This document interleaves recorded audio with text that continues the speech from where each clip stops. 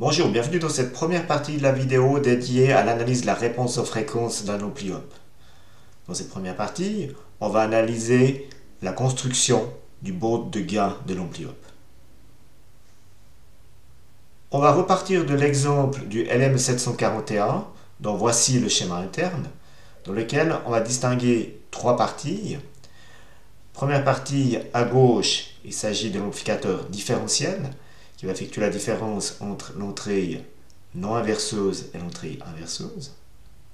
Deuxième étage en amplificateur de tension et troisième étage en amplificateur de courant, ampli classe B.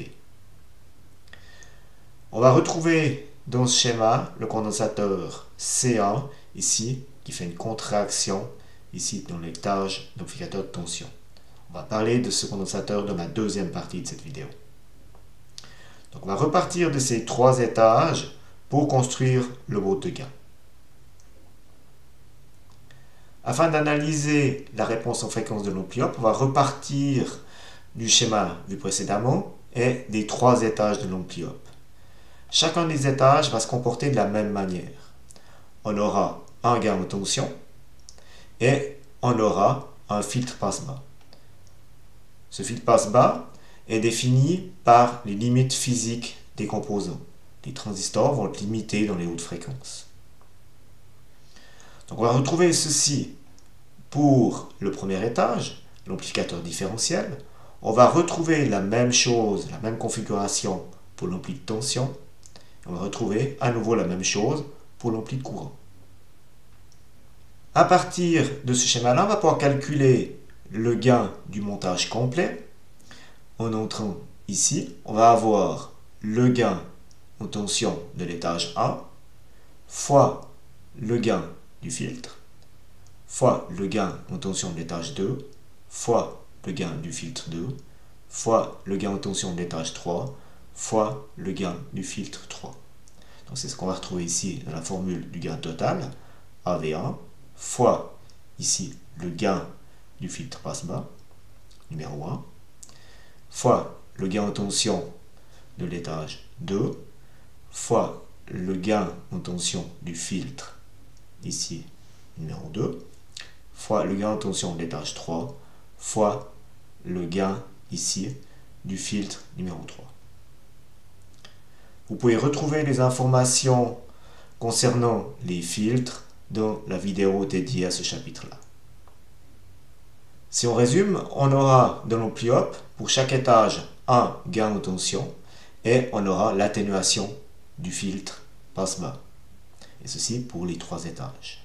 Donc à partir de ceci, on va pouvoir faire le dessin du board de gain.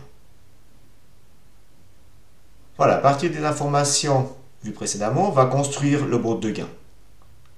Pour ceci, on va prendre les trois étages, ici, l'ampli différentiel, l'ampli de tension, l'ampli de courant. Et on va les placer, on va placer les informations de ces trois étages sur notre board de gain qui est ici.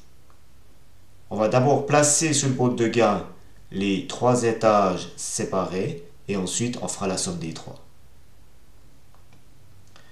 Premier étage, ici on va retrouver son gain en tension, ici, et à partir de sa fréquence de coupure, on va avoir une atténuation de 20 dB par décade. On va retrouver la même chose pour l'étage numéro 2 avec un gain différent et une fréquence de coupure différente. Donc ici, on a un gain numéro 2 jusqu'à la fréquence de coupure numéro 2 et ensuite on a une atténuation de 20 dB par décade. Et même chose pour l'étage numéro 3, on va avoir un gain numéro 3 ici jusqu'à la fréquence de coupure numéro 3 et ensuite on a une atténuation de 20 dB par décade. Maintenant qu'on a placé ici les trois réponses en fréquence des trois différents étages, on va faire la somme des trois. Au niveau du gain, pour calculer le gain total, on va multiplier le gain en tension numéro 1 par le gain en tension numéro 2 par le gain en tension numéro 3. Maintenant, si on a les gains en dB, il faut les additionner. valeurs standards, on les multiplie. L'équivalent en dB, c'est l'addition. Donc on va faire le gain numéro 1 plus le gain numéro 2 plus le gain numéro 3 lorsqu'on est en dB. Ce qui est le cas ici dans notre baud de gain. On a l'axe vertical qui est en dB. Donc on va additionner le gain numéro 1 au gain numéro 2 au gain numéro 3. Donc on aura ici notre gain total dans l'AmplyOp, c'est le gain en boucle ouverte qui est donné par le fabricant. Et on va voir ce gain maximum ici jusqu'à la première fréquence de coupure, la fréquence de coupure la plus basse des 3 étages. Dans le cas ici, c'est la fréquence de coupure numéro 1. À partir de la fréquence de coupure numéro 1, on a le premier filtre ici qui va atténuer de 20 dB par décade. Ceci jusqu'à ce qu'on arrive à la fréquence de coupure numéro 2. Arrivé à la fréquence de coupure numéro 2, on a le filtre numéro 1 qui atténue et le filtre numéro 2 atténue aussi. Donc on va avoir l'addition des deux atténuations et on va avoir 40 dB par décade d'atténuation. Et ensuite, arrivé à la fréquence de coupure numéro 3, on va avoir le filtre numéro 1, le filtre numéro 2 et le filtre numéro 3 qui atténue.